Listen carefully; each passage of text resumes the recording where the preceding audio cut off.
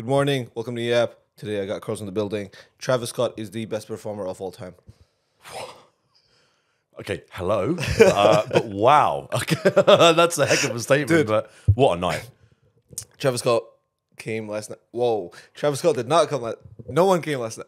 Travis Scott pulled up to Auckland last night and he had his first show ever in New Zealand. And it was crazy. It was wild. I got my dumbass bought early entry tickets, which was the dumbest, biggest scam of all time. Basically, we'd stand outside the stadium, and then they said the early entry is at 3:30, right? They opened the initial doors at 3:30. We just waited like 40 meters inside more until 5:30. No, you're Swear to joking. God. Oh, that's why you were on leave yesterday. Yeah. And that's why you were not in a huge rush to leave the office because you technically had like an hour or two Yeah. still to kill. Yeah, Right, it all that's makes true. sense now. Yeah, It all yeah. makes sense. Okay. Oh my days. But yeah, so basically, if you're gonna buy tickets, buy it on the day of, because first of all, Travis Scott took ages to come on stage. It was just so annoying. So like we were literally like playing Clash Royale with the boys. Like I was seeing like random people. I started like I've never spoken to so many strangers at like one time. That's good. That's nice though. Yeah, That's a nice like positive in sea of negatives. But one of the really like good bonding experiences we had was looking up the price of the tickets that we were in right now. Oof. Well, I paid $600 for my ticket. On the day of, I pulled a Ticketmaster. It said $150. Brother, you paid $600. Yeah. It was a whole debacle. End of the day though, like that's kind of, pardon the pun, the price you pay for like enjoying something. You know what I mean? Like you're willing to do that sort of thing. I've had similar things in the past, especially like football and whatever. And you've got to say, you know what? Like, how was like you were never gonna know. Yeah. And also, you wouldn't have had if you'd have bought it on the day. You wouldn't have had the months of excitement and anticipation. So you know. Yeah, but Travis Scott is the best performer of all time. I mean, so just quickly, I'm quite a good test for this because obviously I don't know him that well. I wasn't that familiar with his music. Yeah, because you were like in a box, right? So That's it. You had the like view on everybody. This is it. I had the view. I was quite at the side, and I've got to say, I was obviously quite lucky because we just literally had like a lot of food and drink and stuff, so we were kind of chilling. Yeah. But I'm quite a good test for it because, as I say, I was not that familiar with his music or with him, so I kind of went in blind. And I've been to, as I'm sure you have, you've been to see things before you don't really know about it, and oftentimes you can be a little bit lost or a little bit bored or whatever. Mate, I was just in awe. I thought he was amazing. His DJ is so good too. Yeah. Like his DJ like fills in the gaps of like when it needs to be said. Like, let's get scary. I'm like, Also, am I right in saying he got some right at the start? He got a couple of fans on stage. Yes. He has that habit. He does that at every show. He grabs 2 or 3 people to like just go crazy with him for like a song or two. Wow. And bro, the second he said that line when he was like, "Oh, it's my first time in New Zealand. We need some people on stage." Everybody went crazy. No way. For context, I had like a mosh pit ticket. Like I was standing. Yeah. And brother, like a couple songs in, it was one of them ones where like I was like I can say I was like one of the first 50 people to enter the stadium. Wow. My body was against the railing. No way. That's yeah. hectic. Wow. Until Travis Scott started playing. Oh. And then, bro, every time I would jump, I'd land in a different place. And then after like the first 5-6 songs, I ended up being like, I had like 7 people in front of me. Wow. So are you hurting physically today or are you not too don't bad? think so. I mean, you're okay. It wasn't too hectic. Yeah, this is the closest it will be for me to be like, to feel like what it's like. Whoa, that is not English. This is what hungoverness feels like, I think. Yeah, fair enough. I lost my voice a little bit, but it's not that bad. I've had it worse. I think for me, I was like conserving my energy the whole time, like up until he showed up. But so many people had like lost their voices. So many people had to get pulled out the crowd before people showed up. Oh my gosh! And I was like, that's not worth it. Let me just chill. Let me like, yeah. Like people next to me were checking on me. They were like, "Are you good?" Because I was literally nice. like, I was just like. Yeah. did people like often when you're at the front, the stewards come and pass water around? Did that happen? Yeah. Good, there's good, like good. volunteers and stuff. Okay, good. Yeah, and I did this like thing where like, I mean, they'd give me the water and I'd be like asking like, "Hey, man, what's the water? Hey, you want water? You want water? You get a water." But bro, oh my god, what a night! I am such a prisoner of the moment. I mean, okay, Good. this just to put it in some context. This is my first show ever. This is my first concert. No ever. way! Yeah. Oh my gosh, what a concert to go to! Yeah. At a high. This is like so. Oh, man. Wow, man, that's man. awesome. Yeah. That's so. And how do you feel about the concert experience, like generally? It was fun. I'll never get a mosh pit ticket again. Yeah, no, yeah. I agree. I agree. I felt too old. Yeah, hard. Well, we all had with our little wristband. Yeah. We could all have gone into Golden Circle and come back, and everyone was like, "Nah, like." Yeah, it's not one.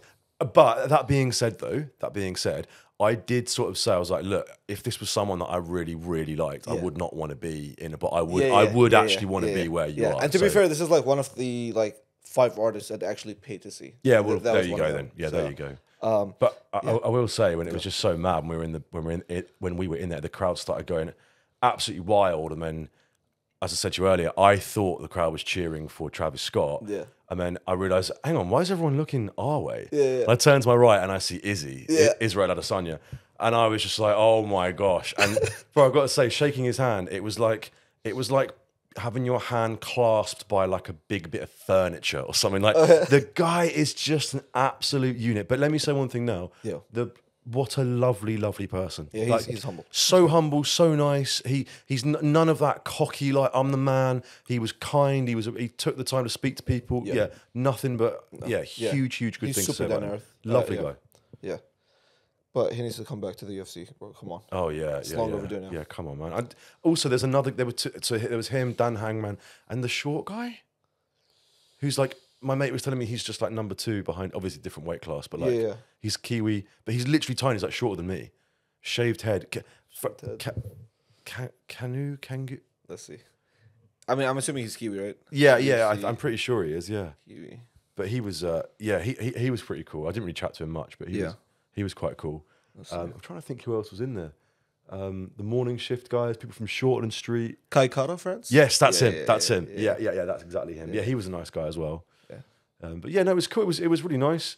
Although I will say, I don't know if we can discuss this on air, and I don't want to libel anybody, and I won't say any names. God. But what I will say, and I'm not referring to Izzy at all.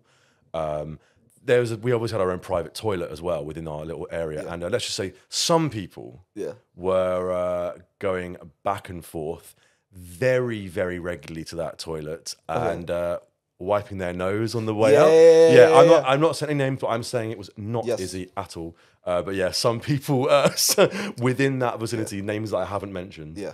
Well, I was like, oh, that happens then. Goodness me. Yeah.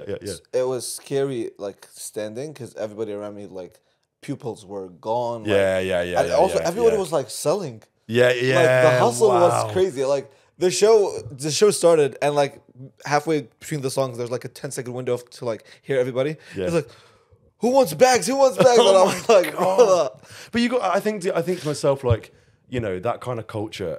For me, you know, I'm not here to judge anyone, right? Do whatever you want to do, fine. Yeah.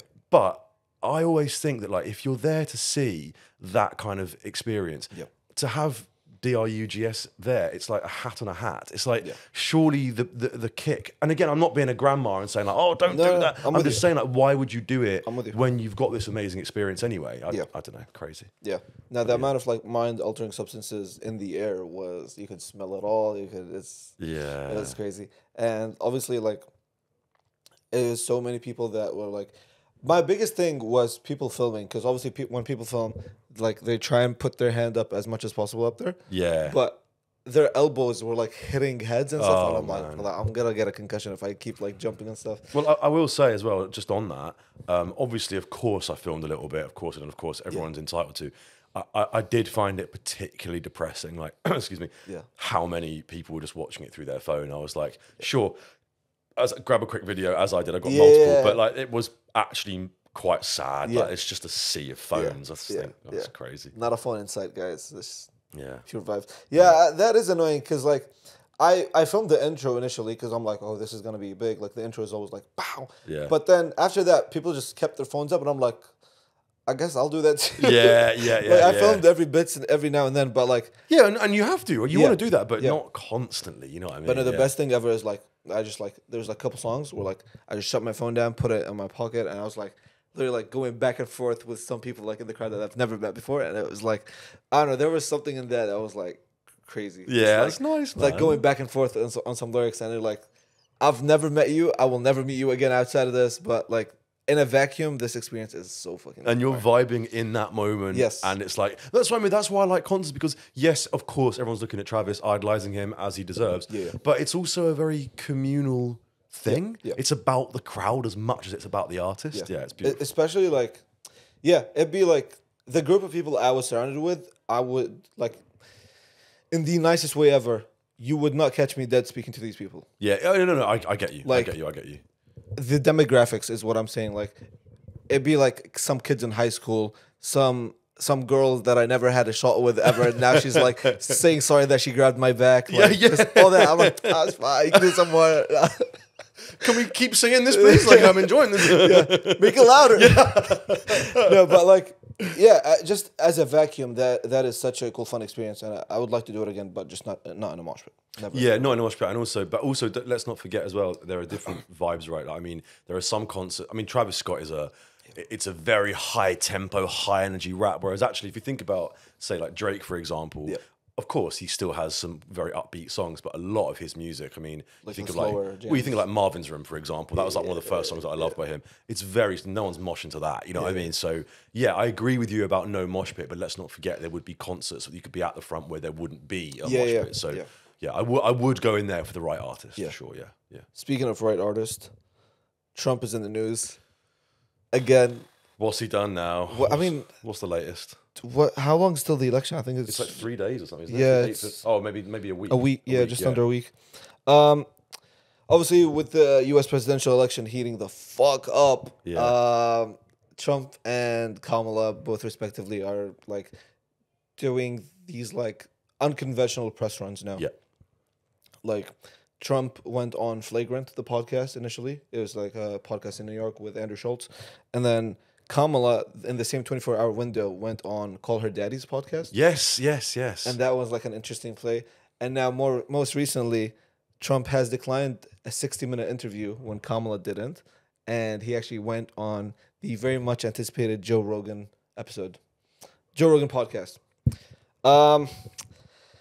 I don't know. It didn't really move a lot for me. Obviously, the podcast blew the hell up. It did I think it did just over 24 million views in 24 hours, which was like crazy for a 3-hour video. That's mad. Stupid. Well, actually, that being said, though, I'd like to know what's classed as a listen out of those 24. Yeah, do you know what I mean? Because there's no way they all listen to the full 3 hours. Like, I mean, well, I doubt it. Yeah, because I think it only counts as a view like if you pass like 30 seconds or something. That's like it.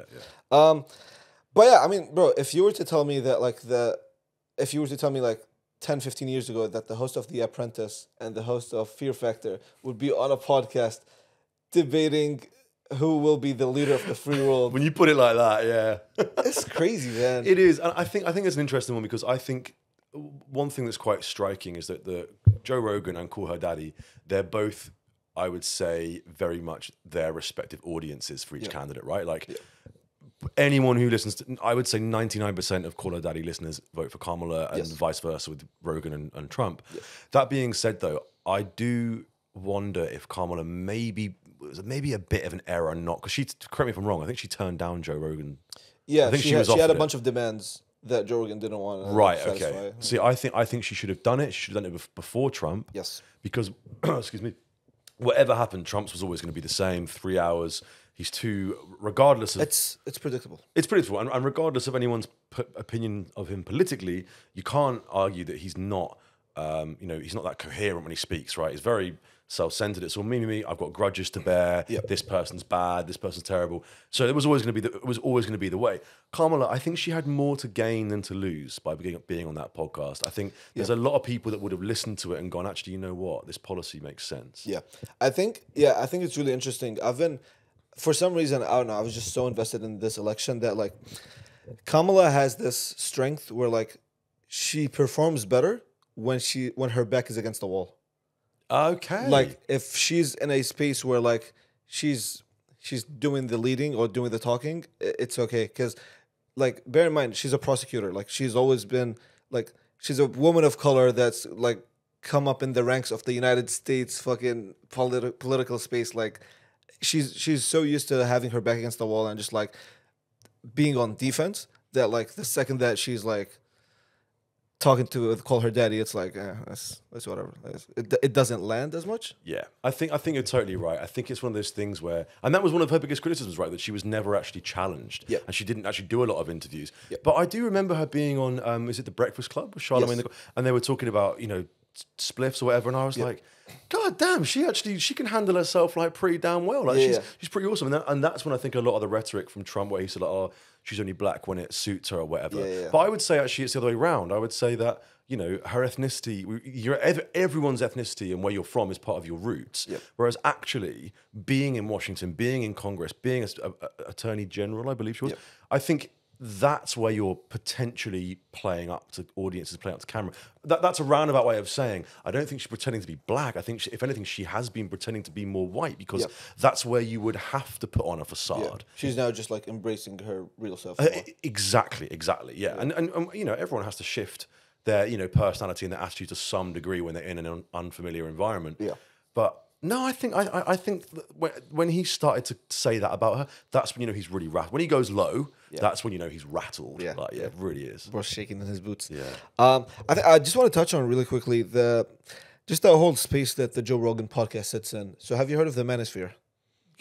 Yes, I have. Okay, so basically, have you heard of the Fresh and Fit podcast? Or like the Andrew Tates of the world? Like, oh god. Oh yeah, I have. Oh my gosh. That kind of space is called the Manosphere, and it's basically like, it's on paper it's meant to be like men's self-improvement, but really it's just like misogyny. And I can't lie, I was kind of in that space for like a bit. It was kind of entertaining as a young guy coming up, and you're like, like my crush rejected me. Let me watch the Manosphere of these guys just dunking on these like brainless like crazy bimbos. And I think it's been rising. Obviously, I think it's risen a lot with Andrew Tate's popularity. And it's a really, really, really toxic demographic that is ultimately like, it goes beyond misogyny as well, because like really like they're super xenophobic, super racist, super like, but that's just the surface of the iceberg. Completely. Of the tip of the iceberg, can I say? Absolutely. And yeah, I think, I don't know if there's like a responsibility on the creators. Like, how responsible are creators for their audiences?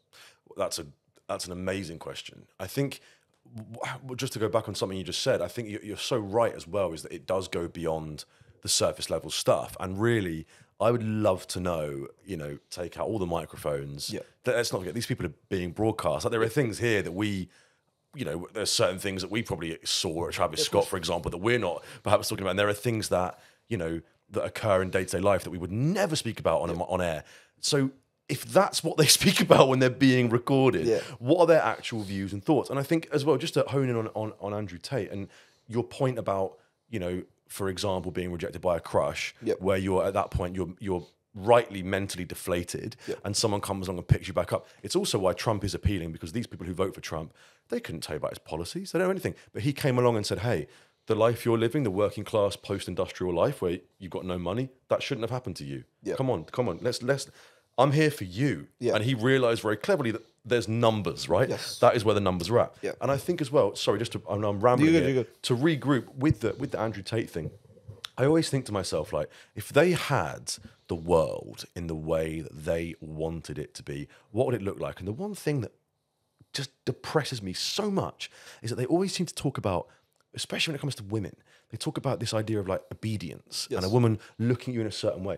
When I've been in relationships, one of my happiest things is making a girl laugh. And like them looking at me and being like, oh, you're funny. Like, that's what I want. I want a girl to find me funny and to feel safe around me. I don't want a girl to be obedient to me. What the hell? That's ridiculous. It is, it's, I don't know. I feel like the more you dive deeper into it, the more like creepy and like sadistic it gets. Absolutely right. And I think that, it's the framing from the creators which like really gets the audience going. So like let's use my example. Like I got rejected by my crush when I was like fucking 12 years old. I go on YouTube and I'm like, okay, how do you get your crush to like you? And then suddenly you see these videos about like, you see these people of these men trying to tell you that it's not you, it's them. And it's just this like idea of like this I guess it's the lack of self-awareness. Like there's like it's titled as self-improvement, but the whole time it's just like shitting on the other gender. Now, you've absolutely nailed it. They're pulling others down to bring yourself up. Yeah. And you're so right as well, because there's so much merit in self-improvement. There's and you know, when I first heard about Andrew Tate, because he's actually from originally a town which is not far from where I grew up. Luton. And he was I'm originally from Watford. But he was a kickboxer, and so much about what he said about fitness and training, I was like, damn, this guy's great. He's got a great attitude to it. He's clearly works really hard. But actually, with your point about do you have a responsibility for your audience, he clearly realized that, hey, when I speak about fitness, it appeals to this, you know, a small section. When I start speaking about misogyny and making people feel like, hey, it's not you, it's the other person, it's that woman, it's that bitch, whatever, then suddenly the audience grows and grows and grows. So do creators have a responsibility for their audience? Yes, but also at the end of the day, when the numbers are popping off, they're obviously going to be like, well, I'm going to keep doing this. It's enabling them. Yeah. I think the last thing I'll say on this is like, it's almost like a pipeline. Because I'd argue that most of Andrew Tate's initial fans weren't there for what he stands for now. Yes, it would have started on some like, oh, let me accumulate this wealth, and now it's just like, woman can't drive. But which you know what? Which makes you question. Certainly makes me question. How much do they believe what they say? No. Right? How much are they just saying it to play to the crowd? A lot of them got caught like slipping. Like a lot of them don't practice what they preach. Yeah. Like a lot of them are like, it's so silly, bro. If I get into this, like, yeah, especially there's like the Fresh and Fit podcast, and they're like a podcast that like. I've seen them on TikTok, right? They're super massage. Yeah. They're always like kicking girls out and stuff. Uh-huh. And one of the hosts, the two hosts always get exposed every now and then for being like on sugar daddy websites and like, and they're like associating or like trying to get the girls that they tell everybody not to get.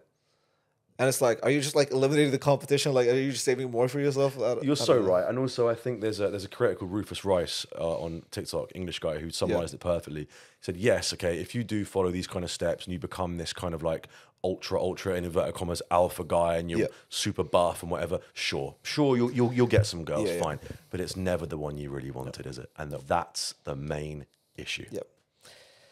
What's the fix? God knows. With that being said, thank you so much for tuning to the podcast. Carlos, any final words? Thank you so much. And if you get a chance to see Travis Scott, even if you don't know his songs, go and do it. You will love it. See you tomorrow. Peace.